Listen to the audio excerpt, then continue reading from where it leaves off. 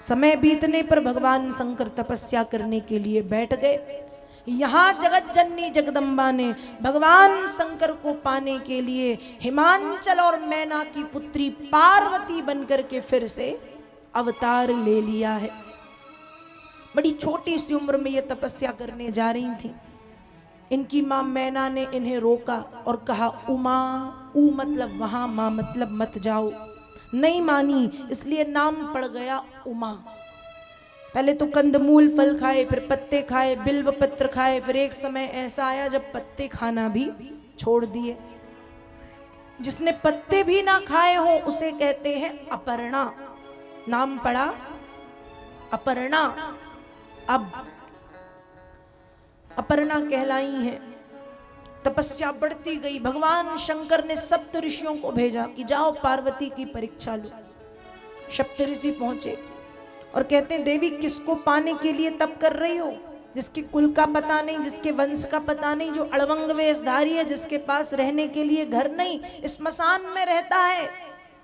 मां पार्वती कहती है, कौन कहता है कि उनके पास रहने के लिए घर नहीं? लोगों के पास तो 1, 2, 4, ज्यादा से ज्यादा 10 घर होते हैं, लेकिन मेरे महादेव के पास लाखों और करोड़ों घर हैं। यदि वे श्मशान वासी हैं तो एक गांव में कम से कम 2 श्मशान तो होते ही हैं। तो सोचो संसार में कितने श्मशान होंगे। मेरे पास करोड़ों घर। एक घर गंदा हुआ, साफ सफाई की जरूरत नहीं, दूसरे में चली जाऊंगी। सप्तऋषि कहते हैं, जानती हो भीख मांग के खाते हैं। पार्वती मैया कहती सबसे बड़ी समस्या तो एक औरत की यही होती है कि दिन में 4 बार भोजन बनाना और उसके बारे में सोचना। सुबह नाश्ता बनाओ, फिर दोपहर में फिर भोजन बनाओ, फिर शाम को फिर कुछ चाहिए, फिर रात में फिर कुछ, फिर यही सोचते रहो क्या सब्जी बनाए, क्या दाल बनाए, चावल बनाए, रोटी बनाए। तो सबसे बड़ी समस्या भोजन बनाने की। और यदि वे भिक्षा मांगते हैं तो बहुत अच्छी बात है ना। ऐसा ससुराल किसे मिलेगा जहाँ 4 वक्त की रोटी से एक स्त्री फ्री रहेगी, मुझे काम धाम नहीं करना पड़ेगा। और यदि भीख मांगेंगे और घर पे आके देखेंगे कि पत्नी भी है तो अकेले थोड़ी खाएंगे, आधा खुद खाएंगे, आधा मुझे खिलाएंगे। मैं तो धन्य हो गई कि ऐसा ससुराल मिला जहां भोजन ना बनाना पड़े। सप्तऋषि कहते, जानती हो वस्त्र नहीं पहनते, वो दिगंबर घूमते हैं। पार्वती कहती और अच्छी बात, ऐसा ससुराल किसे मिलेगा जहां कपड़े लत्ते धोने की समस्या भी समाप्त। पार्वती कहती है घर में कोई खाने के लिए अन्न नहीं, बनाने के लिए बर्तन नहीं। सप्तऋषियों ने कहा।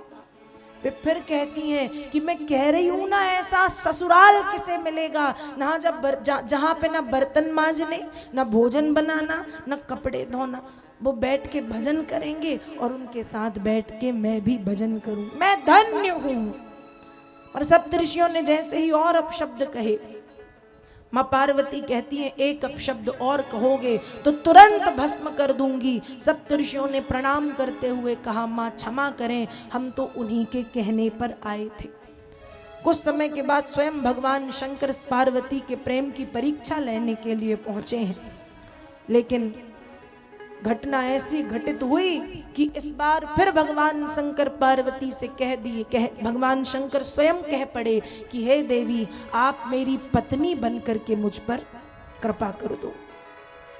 एक बार फिर भगवान शंकर का विवाह मां पार्वती के साथ तय हो गया। लेकिन इस बार विवाह बड़े धूमधाम से होना है। पिछली बार पिता दक्ष था अहंकारी, लेकिन इस बार हिमांचल और मैना बड़े सीधे साधे हैं। जानते हैं कि पुत्री का विवाह महादेव से होना है, इसलिए विवाह की तैयारियों में लग गए हैं। और यहाँ कैलाश पर्वत से बारात निकलने की तैयारी प्रारंभ हुई है। भगवान शंकर का श्रृंगार किया गया। गोस्वामी जी मानस में लिखते हैं, जस दूल्हा तस बनी बराता, कौतुक विविध हो मग जाता। जस दूल्हा तस बनी बराता, जस दूल्हा तस बनी बराता, कौतुक विविध हो मग जाता, कौतुक विविध हो मग जाता। कहा भगवान शंकर का श्रृंगार किया किसने? हमको जब सजना धजना होता है, मेकओवर कराना होता है, तो हम ब्यूटी पार्लर में किसी ब्यूटिशियन के पास जाते हैं, फिर श्रृंगार करा के मेकओवर करा के आते हैं। पर भगवान शंकर का मेकओवर किया है भूत प्रेतों ने, नंदी भृंगी ने, और जैसे वे दिखते हैं उन्होंने वैसा ही सजा दिया। कैसा सजाया? बालों को पकड़ के जूड़ा बांध दिया, कानों में बिच्छू के कुंडल, गले में सांप, कमर में मृगछाला लपेट दी, एक नीला पीला सांप पकड़ा तो कमर में करधन की तरह कस दिया, और पायल में छोटे पैरों में पायल के स्थान पर छोटे छोटे से सांप लपेट दिए। रही कहीं कसरती जो कम थी तो ये ली चिता की ताजी ताजी भस्म, और चिता भस्मालेपो गरल मसनम धिक पट धरो, पूरे शरीर में चिता की ताजी ताजी भस्म लगा दी। और फिर भगवान शंकर बैठ गए नंदी पे। और कैसे बैठे? उल्टे। अब जब उल्टे बैठे तो दूसरे लोगों ने कहा कि अरे कम से कम सीधे तो बैठ जाओ। भगवान शंकर ने कहा क्यों? मेरे वाहन को जब कोई दिक्कत नहीं तो तुमको क्या दिक्कत? नंदी से पूछो। नंदी ने भी सिर हिला दिया कि नहीं, हमको कोई समस्या नहीं। भगवान शंकर उल्टे बैठे हैं और दुनिया भर के जितने भी भूत प्रेत पिशाच शाकनी डाकनी योगिनी चुड़ैल राक्षस सबको बुलाया।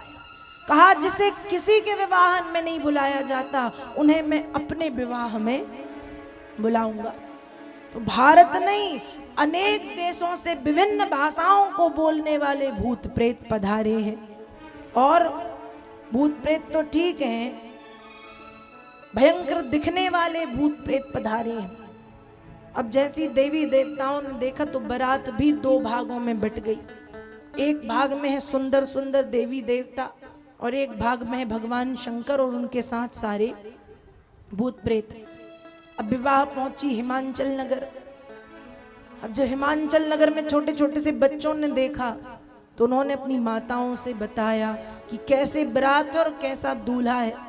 तन खीन कौवति पीन पावन, कौव पावन गति धरे, भूषण कराल कपाल कर शब सत्य सोण तन भरे, खर स्वान सुअर स्रकाल मुख गणवेश अगणित को गणे, बहुजिनस प्रेत पिशाच जोगी जमात परनत नहीं बने, बहुजिनस प्रेत पिशाच जोगी जमात भरनत नहीं बने, बहुजिनस प्रेत पिशाच जोगी जमात भरनत नहीं बने।